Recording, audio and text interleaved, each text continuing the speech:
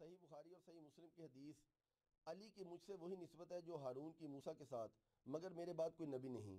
اس حدیث کو بنیاد بنا کر مولا علی علیہ السلام کو وصی رسول صلی اللہ علیہ وآلہ وسلم ثابت کیا جاتا ہے، جبکہ اہل سنت علماء سیدنا ابوبکر صدیق رضی اللہ تعالیٰ عنہ کو وصی رسول صلی اللہ علیہ وآلہ وسلم مانتے ہیں، جبکہ علی بھائی آپ ان دونوں سے ہٹ کر قرآن حکیم کو وصی رسول صلی اللہ علیہ وآلہ وسلم قرار دیتے ہیں اور خلفائے راشدین کی پیروی پر بھی زور دیتے ہیں۔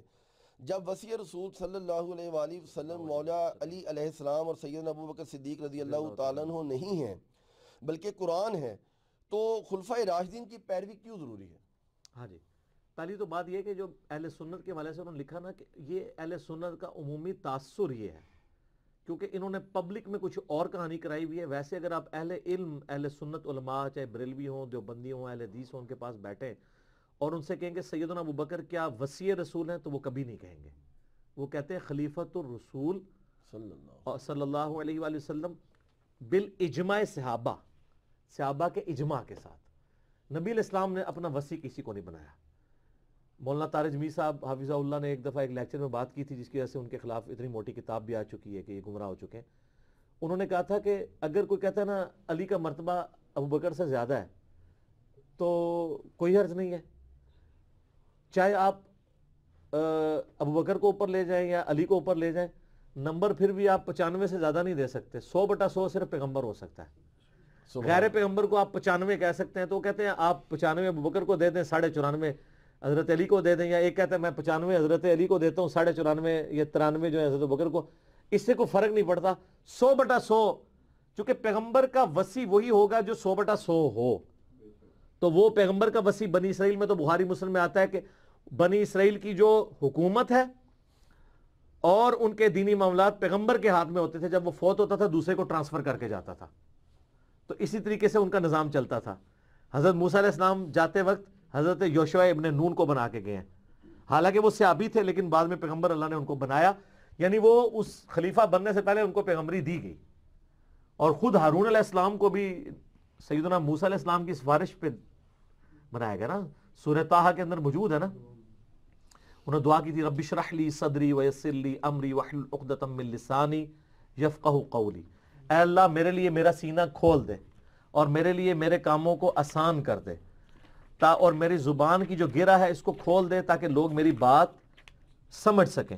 اور اس کے بعد انہوں نے اگلی بات کیا کی تھی، اس کے ساتھ ہی آتا ہے وَاجْعَلْ لِي وَزِيرًا مِّنْ أَهْلِي، اور میرے لیے میرا ایک نائب میرے اہل بیت میں سے مقرر کرتا ہے، میرے گھر والوں میں سے، ساتھ نام بھی پیش کر دیا، ہارون اخی، میرے بھائی ہارون کو پیغمبر بنا دے، اشدد بہ ازری، یعنی وہ یعنی میرے جو کاموں کے معاملے میں میرے بوجھ بٹانے میں میری مدد کرے گا، وَأَشْرِكْهُ فِي أَمْرِي، اور میرے کاموں میں اس کو جو ہے وہ شریک ٹھہرا دے، كَيْ نُسَبِّحَكَ كَثِيرًا وَنَذْكُرَكَ كَثِيرًا إِنَّكَ كُنْتَ بِنَا بَصِيرًا۔ پھر اللہ تعالیٰ نے یہ ساتھ آگے جا کے فرمایا قَالَ قَدْ أُوتِيتَ سُؤْلَكَ یا موسیٰ، اے موسیٰ ہم نے تمہارا سوال جو تھا اس کو ایکسیپٹ کر لیا، گرانٹڈ، ڈکلیئرڈ، کہ حضرت ہارون علیہ السلام پیغمبر بنائے جاتے ہیں اور حضرت موسیٰ علیہ السلام کے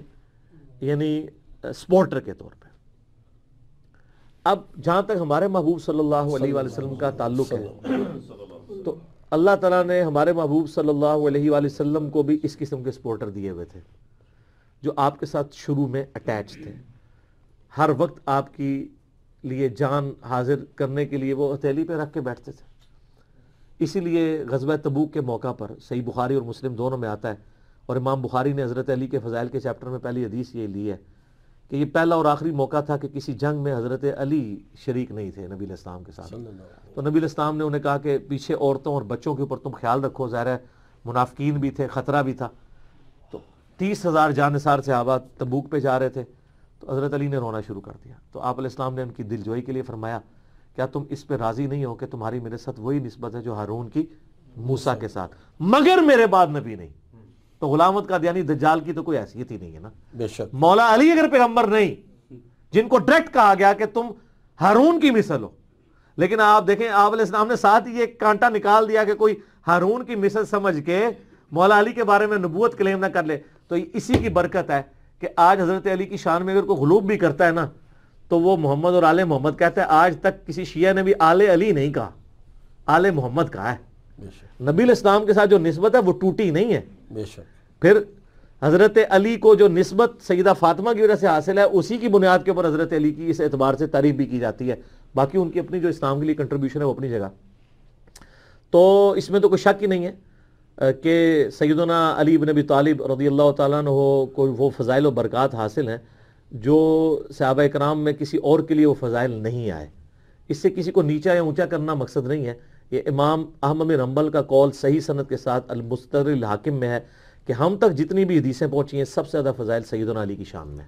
میں نے اپنے کربلا والے ریسرچ پیپر میں بھی ڈالا ہے اور اس میں کوئی شک نہیں ہے. جب نبی علیہ السلام فرما رہے ہیں کہ ہارون اور موسیٰ علی نسبت, تو پیچھے بات کوئی نہیں رہ گئی سوائے اس کے کہ ان کے بعد کوئی نبی نہیں ہے. تو لہٰذا اس پہ وہ جو آپ نے مجھے ایک واقعہ سنایا تھا کسی بزرگ کا کہ انہوں نے کہا کہ علی کا وہ مرتبہ ہے کہ اس کے اوپر صرف نبوت ہی شروع ہوتی ہے. کمال جملہ ہے, سبحان اللہ. سیدنا علی کا وہ مرتبہ ہے کہ اس کے بعد نبوت ہی شروع ہوتی ہے. نبوت سے جسٹ نیچے کون سا درجہ ہے؟ صدیقین کا.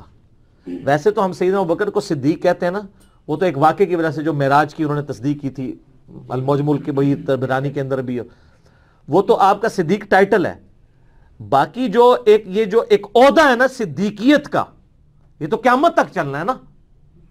نبی علیہ السلام کے زمانے میں بھی صدیقین بھی تھے, شہداء بھی تھے, صالحین بھی تھے. اس کے بعد بھی قیامت تک رہیں گے صدیقین, شہداء, صالحین. یعنی یہ جو درجے, نبی تو اب کوئی نہیں ہوگا. وہ جو سورہ نساء میں ہے نا, من النبیین والصدیقین والشہداء والصالحین, یہ وہ لوگ ہیں جن پہ اللہ کا انعام ہوا. تو یہ جو کیٹیگری ہے نا, میرا اپنا یعنی یہ عقیدہ ہے اور میں اس کے اوپر دلائل رکھ سکتا ہوں کہ ایٹ لیسٹ جو خلفائے راشدین ہے نا, یہ اپنے ٹائٹل کے اعتبار سے صدیقین میں شمار ہوتے ہیں. ویسے تو سیدنا ابوبکر کو ہم صدیق کہہ دیتے ہیں اور بعض لوگ صدیق اکبر بھی کہہ دیتے ہیں. اکبر کا لفظ نہیں, صدیق کا لفظ تو بخاری مسلم میں بھی موجود ہے. تو اگر اس اعتبار سے دیکھا جائے تو صدیق اکبر تو نبی علیہ السلام ہے, سب سے بڑے صدیق مخلوقات میں. فاروق اعظم بھی وہی ہیں. ہاں, اگر آپ نیچے آئیں تو اس میں اگر آپ کرنا چاہتے ہیں تو وہ اس میں ہم کوئی فتویٰ نہیں لگاتے. تو جو ایک صدیق کا ٹائٹل ہے نا, وہ نبی کے فوراً بعد آتا ہے. تو نبی کے بعد جو فوراً ٹائٹل آتے ہیں, اس ٹائٹل کے اعتبار سے ایٹ لیسٹ خلفائے راشدین کو جو اللہ تعالیٰ نے مقام دیا ہے, تو صحابہ کرام میں بھی تو ایک جیسے لوگ تو نہیں تھے نا. صحیح بخاری میں حدیث ہے نا, حضرت جبرائیل علیہ السلام حاضر ہو کہا یا رسول اللہ آپ اپنے صحابہ میں فضیلت کس طرح دیتے ہیں؟ انہوں نے کہا سب سے زیادہ فضیلت ہم دیتے ہیں بدر کے جو صحابہ کرام ہیں, اس کے بعد جو ہے وہ احد کے. تو حضرت جبرائیل نے کہا کہ ہمارے بھی فرشتوں میں فضیلت اسی اعتبار سے ہے کہ جو بدر میں فرشتے شریک ہوئے ہیں نا, وہ باقی تمام فرشتوں سے افضل ہیں. تو اصحاب بدر 313, ان میں ہمارے چاروں خلفائے راشدین بھی شامل ہیں.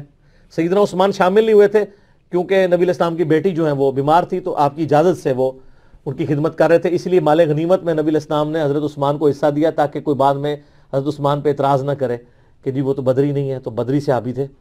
تو خلفائے راشدین جو بدری صحابہ, میں تو سمجھتا ہوں بدری صحابہ جتنے ہیں وہ صدیقین ہیں, کیونکہ بخاری مسلم دونوں میں حدیث ہے کہ اہل بدر کی اللہ نے اگلی پچھلی ساری غلطیاں معاف کر دی ہیں. یہ بہت بڑا ٹائٹل ہے جو اصحاب بدر کو حاصل ہے. پھر اصحاب احد ہیں, پھر اصحاب شجرہ ہیں. مسلم شریف میں حدیث ہے کہ نبی علیہ السلام فرمایا جن لوگوں نے درخت کے نیچے میری بیعت کی ہے 1500 صحابہ, ان کو آگ نہیں چھوئے گی. تو اس طریقے سے مختلف صحابہ کے درجات ہیں. لیکن جو یہ ایک سب سے بڑا ٹائٹل ہے نا, اس میں یہ لوگ ضرور فال کرتے ہیں اس اعتبار سے کہ ان کے مراتب ہیں. سیدنا علی کی تو پھر فضیلت میں اور کئی چیزیں ہیں. مجھ سے اکثر لوگ پوچھتے ہیں جی حضرت علی کی فضیلت میں نمبر 1 حدیث بتائیں, تو میں کہتا ہوں یہی ہے کہ علی کی میرے ساتھ وہی نسبت ہے جو ہارون کی موسیٰ کے ساتھ. یہ بہت بڑی بات ہے. ایک ترمذی میں روایت ہے نا, میرے بعد کوئی نبی ہوتا تو عمر ہوتا. اس پہ میرا کلپ آیا کہ بالکل صحیح حدیث ہے. لیکن یہ حدیث بخاری مسلم دونوں میں ہے کہ میرے ساتھ ہارون کی جو نسبت تھی نا موسیٰ کے ساتھ, وہی نسبت علی کی میرے ساتھ ہے, مگر نبی نہیں. مراد یہ کہ نبی نہیں ہے, باقی سب کچھ ہے. اللہ اکبر, بہت بڑی بات ہے. ٹھیک ہے نا جی. باقی جو شیعہ نے رزلٹ نکالا نا کہ اس حدیث کی وجہ سے وہ سکسیسر مانتے ہیں, تو وہ غلط ہے. کیوں؟ یہ ٹیمپرری طور پہ تھا کہ آپ تبوک پہ گئے تو چھوڑ کے گئے, جس طرح حضرت موسیٰ گئے طور پہ تو پیچھے حضرت ہارون کو چھوڑ کے گئے. حضرت ہارون خلیفہ حضرت موسیٰ کے نہیں بن پائے کیونکہ ان کی زندگی میں فوت ہو گئے تھے. حضرت موسیٰ کے خلیفہ جو ہیں وہ یوشع ابن نون ہے. لہذا یہ 100% مثال فٹ نہیں ہوتی اس کی بنیاد پہ سیدنا علی کے بارے میں کوئی وصی رسول ہونا کلیم کرے. یہ میں اس معاملے میں بھی کہہ رہا ہوں. ہم حضرت بکر کے لیے بھی نہیں کلیم کرتے. اشارے تو بہت ہیں. بخاری میں ہے کہ ابو بکر کے علاوہ سارے دروازے بند کر دو, ترمذی میں علی کے علاوہ سارے دروازے بند کر دو. تو فضائل سب کو دیے گئے ہیں, لیکن اجماع صحابہ نے سیدنا ابو بکر کو چنا.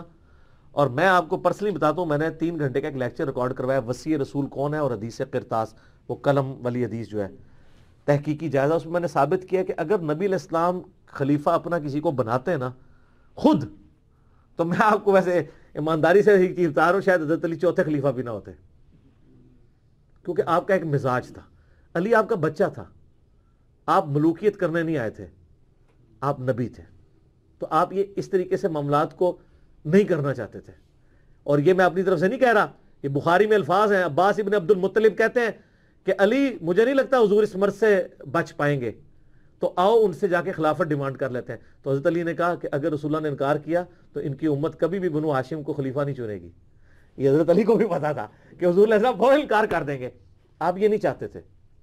اور طارق جمیل صاحب کی میں نے اگلے دن ایک بات سنی, حضرت علی کی شہادت والی رات ان کا ایک کلپ چڑھا تھا 21 رمضان کو. انہوں نے کہا اللہ تعالیٰ نے بعد میں دنیا کی آلودگیوں سے اہل بیت کو بچانا تھا, اسی لیے دیکھیں کہ خلفائے راشدین کے بعد اہل بیت میں سے کوئی بندہ بھی خلیفہ نہیں بنا, یہ بنو امیہ اور بنو عباس ہی بنے ہیں, بنو ہاشم نہیں بنے, کیونکہ بعد میں اتنی زیادہ اس میں پولوشن آ گئی تھی کہ اللہ تعالیٰ نے ان کا دامن پاک رکھا. سبحان اللہ. ان کو نبوت کے لیے چن لیا, اور دنیاوی بادشاہت کے لیے وہ تو ایک چلے ایک خلیفہ تو تھے, سیدنا حسن ابن علی, سیدنا علی, لیکن بعد میں اللہ تعالیٰ نے ان کے دامن کو اس اعتبار سے, حضرت حسن ابن علی نے تو خود معاملات کو, وہ تو ایک پھر ایک تلخ حقیقت ہے, لیکن وہ چھڑوا لیا. تو یہ ان کا بڑا جملہ گولڈن کوٹ ہے. تو میں پہلے نمبر پہ حدیث یہی پیش کرتا ہوں, من کنت مولا, یہ والی جو علی کی وہ نسبت ہے. اور دوسری حدیث صحیح مسلم کی 240, کون سی ہے 240؟ علی سے محبت نہیں رکھے گا مگر مومن, علی سے بغض نہیں رکھے گا مگر منافق. اور تیسری حدیث غدیر خم والی, من کنت مولا فہذا علی مولا. یہ 3 حدیثیں حضرت علی کی شان میں ایسی ہیں جو یونیک ہیں. اور ایک اور بھی ہے غزوہ خیبر والی بخاری مسلم میں, کل اس شخص کے ہاتھ میں جھنڈا دوں گا جو اللہ اور اس کے رسول سے محبت کرتا ہے, اور اس سے بڑی بات اللہ اس کے رسول سے محبت کرتے ہیں. یہ 4 فضائل ہیں, اور یہ وہ 4 فضائل ہیں جو صحیح مسلم میں آتا ہے کہ حضرت معاویہ نے جب ابھارا سعد ابن ابی وقاص کو حضرت علی پہ سب و شتم کے لیے, تو انہوں نے یہ 3 فضائل سنائے تھے, اور ابن ماجہ میں چوتھے والا بھی ہے. انہوں نے کہا تھا میں علی کو کبھی گالی نہیں دوں گا, میں نے وہ باتیں حضور سے سنی ہیں, ان میں سے یہ باتیں ہیں کہ اگر مجھے ان میں سے ایک بھی مل جاتی میرے لیے سرخ اونٹوں سے بہتر ہوتا. تو یہ سعد ابن ابی وقاص کہہ رہے ہیں. تو سیدنا علی رضی اللہ تعالیٰ عنہ کی فضیلت کو ہم اسی پہ کنکلوڈ کرتے ہیں کہ وہ صدیقین میں سے ہیں, اور بس نبوت کے بعد یہی درجہ ہے. ٹھیک ہے, رضی اللہ تعالیٰ عنہ وعلیہ السلام وکرم اللہ وجہ الکریم. یہ کرم اللہ وجہ الکریم کیوں کہا جاتا ہے؟ ان کے چہرے پہ کافر نے تھوک دیا تھا نا, تو وہ اتر آئے تھے. تو وہ ہم آج تک ان کے چہرے کے لیے دعائیں کرتے ہیں کہ جو اللہ کے لیے غصہ جس نے چھوڑ دیا, کرم اللہ وجہ الکریم. اللہ تعالیٰ سے دعا, جو حق بات میں نے کہی اللہ تعالیٰ ہمارے دلوں میں راسخ فرمائے. اگر جذبات میں میرے منہ سے غلط بات نکل گئی, اللہ تعالیٰ ہمیں معاف کر کے ہمارے دلوں سے معاف کر دے, ہمیں کتاب و سنت کی تعلیمات پر عمل کر کے دوسرے بھائیوں تک پہنچانے کی توفیق عطا فرمائے. سبحانک اللہم و بحمدک اشہد ان لا الہ الا انت استغفرک و اتوب الیک وما علینا الا البلاغ.